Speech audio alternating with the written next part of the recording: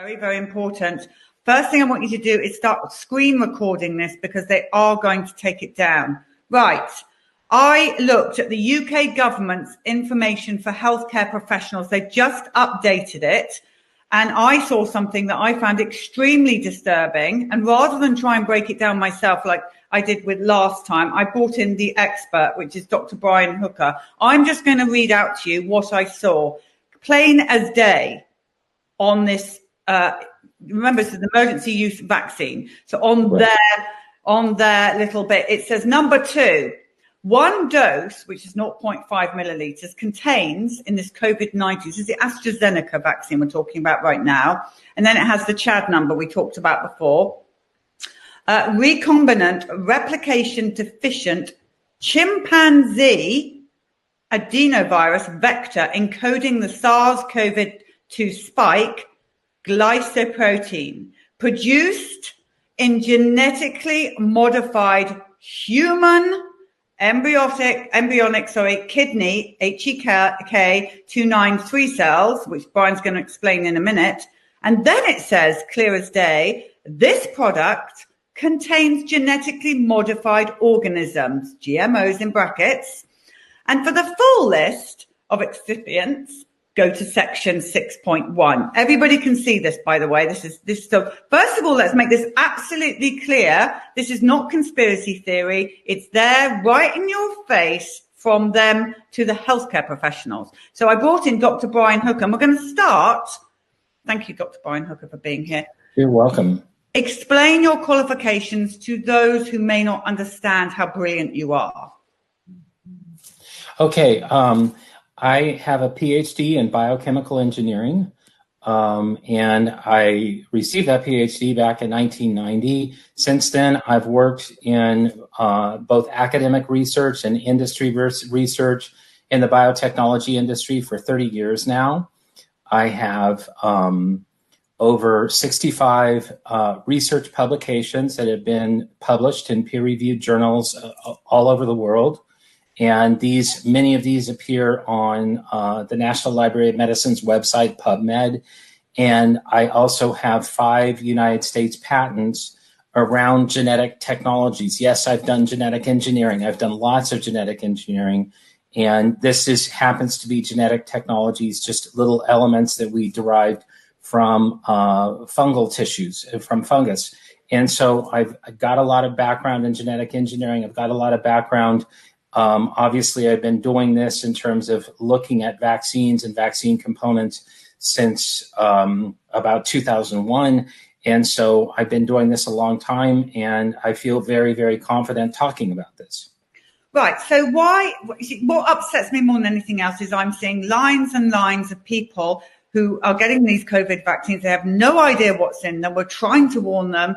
Please, right in front of your face are the words chimpanzee, aborted fetal tissue, and GMOs right there. First things they tell us about on that list. Could you explain what it all means and what it could mean for the health of the people taking it?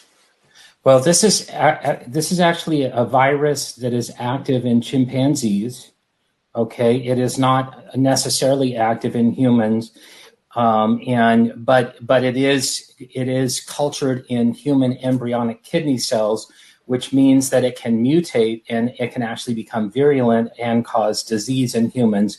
You know, when you take something that is very, very closely matched to a human host and you put it into a human host, then by mutation and by natural selection, then it can become pathogenic all on its own. But what they did with this chimpanzee virus is they modified the spike protein so it would match the human COVID-19 spike protein and be an exact match of one of the mutants of that. So that's where the genetic engineering comes from, is they actually took the virus and they spliced in a piece of the human COVID virus and they made a hybrid. Okay, it's half human COVID, part human COVID virus and part chimpanzee adenovirus. Okay, it is infective. It is a live virus vaccine. That means that you can shed the virus and it can spread. Okay, it spreads as a different disease than COVID-19, but again, there's always the danger that that disease could become infective. Then finally, it is cultured in human embryonic kidney cells. These embryonic kidney cells were from an aborted embryo. That the abortion was done back in the 1970s. They're called HEK cells, which HEK stands for human embryonic kidney cells. And the abortion was a little girl. And so if this is from a religious standpoint, if abortion is objectionable to you, then this is derived from aborted fetal tissue. There is no ifs, ands, or buts about it. So we have a GMO. We have a non-human virus spliced to human virus components, and we're growing them all up in genetically modified human embryonic kidney cells. So what could go wrong? Lots of different things can go wrong. The virus could actually enhance transmission and enhance the infectivity of the person that receives the vaccine. They could actually be in more trouble through what's called viral assisted enhancement. Okay, antibody dependent enhancement. And so, that could lead to them becoming more, and when they actually are exposed to coronavirus, becoming more sick than they would. The other thing that can happen is that you're taking bits of genetic information from a female person who was an embryo in 1973, and that DNA can splice directly into the human genome. Okay, so we have hybrids that are, we're becoming genetically modified people are becoming hybrids as those genetic components then enter into the human genome. So when you get this vaccine, there's a possibility that would happen. Genetic material is very fluid. It likes to stick to itself, and it likes to stick to different fragments of DNA that enter into the cell. So that's a problem too. And then finally, if transmission is not blocked by this vaccine, then what can possibly happen is by natural selection, you create individuals that are slightly immune to the virus, but the virus will mutate so they can survive in those individuals. And that causes the virus to mutate on a population basis. So it becomes more virulent, you get higher mortality, and then you raise up a superbug because natural selection works.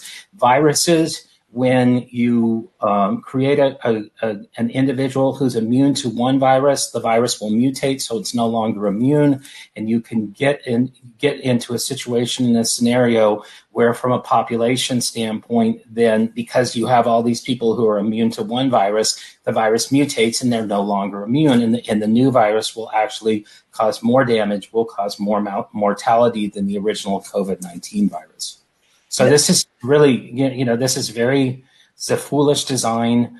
Other vaccines are designed in similar ways, but the way that this is being put together is very hasty. And the chimpanzee, very alarming. Who wants anything derived from anything or any part of a chimpanzee or aborted fetal tissue in your beautiful child, let alone yourself? It's disgusting. Right. Am I correct in saying that we absolutely do not know the long-term effects of this vaccine? We're seeing the current effects of people dying, not being able to walk, passing out, getting very, very, very, very, very sick. My inbox is absolutely flooded with people asking for help after having this vaccine. So the long-term effects, who knows? We don't. We don't know. Part of an experiment. We don't know. Whenever you splice different portions of genetic material into the human genome, the number one consequence of doing that is cancer. And so you have to be very, very concerned about that. And, when you splice different portions of viruses like this chimpanzee virus, or even little bits and pieces of the human embryonic kidney cell DNA, when you splice that into human cells, then that can promote certain types of cancers. And so, from a long-term standpoint, we do have to look at that. And then looking at the two vaccines that are on the market now, their safety profile is abysmal. I checked the vaccine adverse events reporting system, VAERS, every week. They update it on Friday, so you get all the data from the previous week on that Friday. And so far, for the COVID-19 vaccines in the United States alone, there are approximately 7,000 reported adverse events. These are reportable events that have happened in the United States, including 66 deaths and over 2,000 incidences of some type of anaphylactoid or anaphylaxis reaction. And so the safety profiles of these things, it's what we would have expected because they weren't tested long enough. They were tested. The tests were rushed. They didn't have long-term human studies. They didn't have long-term animal studies. And so we're seeing a lot of adverse events that could have been flagged and could have been considered if this would have been done in a logical time frame. But instead, we're rushing to get these things to market, and people are suffering because of it. And once again, to people who may be skeptical about what we're talking about, this is them telling us. This is not coming from Dr. Hooker or myself. This is right from the information from the UK government for healthcare professionals. Everybody can find it. It's there for everybody to see. It's in black and white, very, very bold, everything I just read out. So am I correct in saying in this AstraZeneca vaccine are chimpanzee, aborted fetal tissue, and genetically modified organisms, as they say themselves right here? That is correct. It is a virus, to be exact, it is a virus that infects chimpanzees, not a virus that infects humans.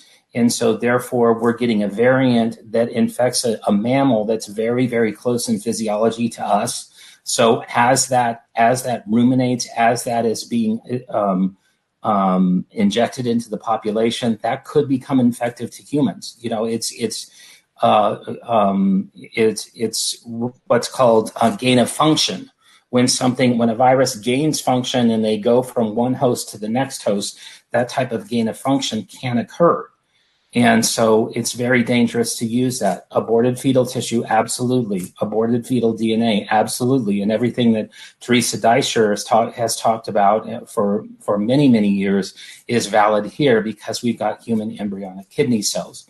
And then we have genetic modification of those, both those components together, including the human COVID-19 virus, viral spike protein.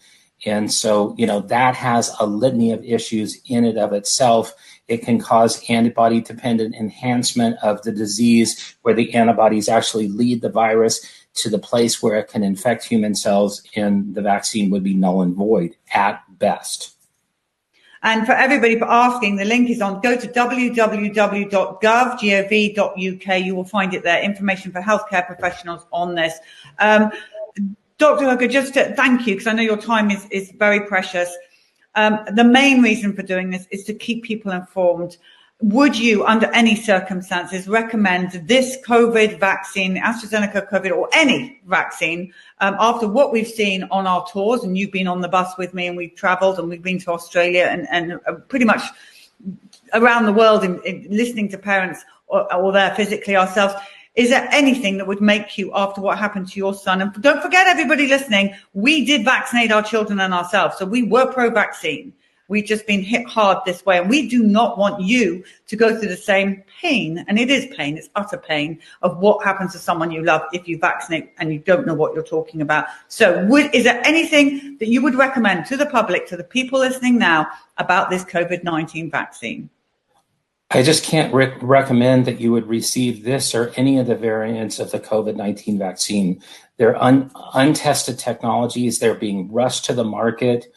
We take issue with vaccines that have been tested over many, many, many years. And I think that, if we look at the adverse events of the childhood vaccination schedule, and I've published on this, there are myriad problems with the childhood vaccination schedule. Those are vaccines that have been tested for many years. Now we have vaccines that are coming down the pipeline that have been tested for a matter of months. They don't know if they provide immunity. They've only been tested to see if they provide immunity for a period of 2 months to 14 weeks. That's it. And so we don't know if they provide immunity. We don't know the long-term health effects because they haven't been studied long-term, and you're participating in a grand medical experiment if you do get one of these vaccines or a combination of these vaccines. And I just can't recommend it. No, exactly. Well, thank you so much for your time. And people, if you are listening, please do your own research. If you don't want to believe what we're saying, it's right there in front of your faces. Go and do it yourself. Dr. Hugger, you're amazing. We here at the Vax Club love you immensely. And thank you so much for sparing the time to come and explain to the people the very great dangers of the COVID-19 vaccine. Thank you. Oh, you're very welcome. It's a pleasure. It's all mine. Thank you so much.